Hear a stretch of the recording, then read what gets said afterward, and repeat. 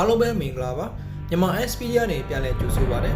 ယခုခေတ်စစ်မြေပြင်တွေမှာနာမည်ကြီးနေတဲ့ AK47 နဲ့ M60 ချိန်မိုးရိုင်ဖယ်တွေရဲ့ဘိုးအေကြီးဟာ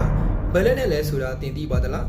ဒုတိယကမ္ဘာစစ်တွင်းကဂျာမနီတပ်မတော်ဟာတနတ်လောကရဲ့သမိုင်းကြောင်းကိုထာဝရပြောင်းလဲပြီးမှလက်နက်ဆိုကြီးတစ်ခုကိုလှုပ်ဝက်ထုတ်လုပ်ခဲ့ပါတယ်ဒါကတော့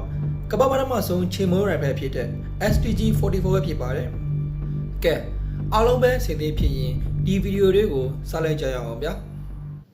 Im Morgennebel rücken deutsche Grenadiere zum Angriff auf einen sowjetischen Brückenkopf vor.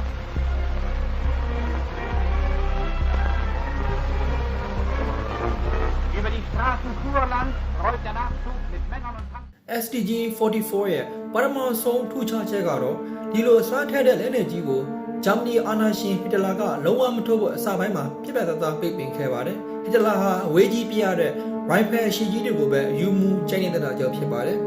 ဒါပေမဲ့စစ်မြေပြင်ကဗိုလ်ချုပ်ကြီးတွေကတော့ဒီတနမျိုးမရှိရင်စေရှုံးတော့မယ်ဆိုတာသိနေကြပါတယ်။ဒါကြောင့်သူတို့ဟာဟစ်တလာမသိအောင်အစပိုင်းမှာ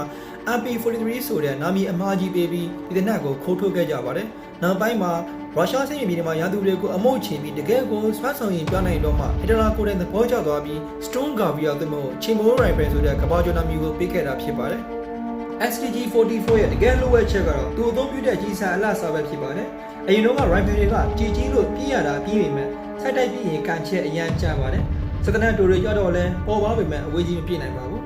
STG-44 ကတော့ဒီအားချက်တစ်ခုလုံးကိုကြော်ဖြတ်ပြီးပို့ပွားနဲ့အဝေးကိုလည်းတိကျပြည့်နိုင်သလိုလူအပ်ရင်လည်းစကနန်လိုဆက်တိုက်ပြည့်နိုင်တဲ့ပထမဆုံးစစ်မြေပြင်ဘီရင်ဖြစ်လာခဲ့ပါတယ်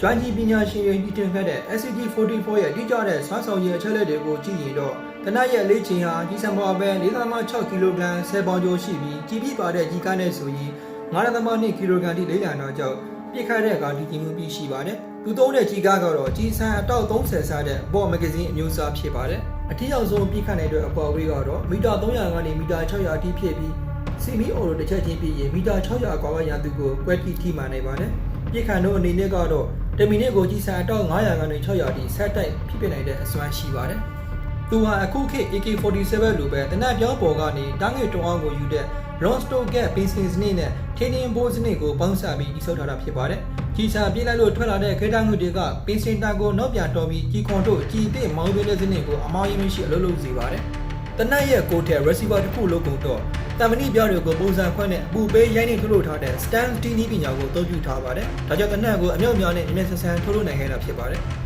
ဒါတင်မကသေးပါဘူးဂျာမန်တွေဟာ STG-44 အတွက်ပြောင်းခွေးကြီးလို့ခေါ်တဲ့စံပြတဲ့ဆက်ဆက်ပစ္စည်းကိုပါတည်ထွင်ခဲ့ပါသေးတယ်။ကနက်ပြောင်းဝကို30ဒီဂရီကနေ45ဒီဂရီထိအကွေးကြီးပြုလုပ်ထားပြီးအထူးမှန်ပြောင်းနဲ့ကြီးပြရတာပါ။ဒါကြောင့်စစ်သားတွေဟာရန်သူကြီးစံကိုကြောက်ပြီးခေါင်းပြူထွက်စရာမလိုပဲကတုံကြီးတဲ့ကဒါမှမဟုတ်တတိုင်းလုံးကနေတနက်ပြောင်းလေးတင်ပြီးတောက်ချိုးပိတ်ကချောင်းပြေးလို့ရခဲ့ပါတယ်။စစ်ပွဲနောက်ပိုင်းမှာထွက်လာလို့ဂျာမနီကိုစစ်မရှော့အောင်မကတင်နိုင်ခဲ့ပေမဲ့ STG-44 ဟာယနေ့ခေတ်ကမ္ဘာစစ်တပ်တွေရဲ့တနက်ပုံစံတွေကိုလမ်းကြောင်းပြောင်းလဲပေးခဲ့တဲ့ဒနာယီလာလက်နက်ဆိုကြီးရဲ့ပြင်သမိုင်းတွင်ကြံရင့်ခဲ့ပါတော့တယ်ဗျာ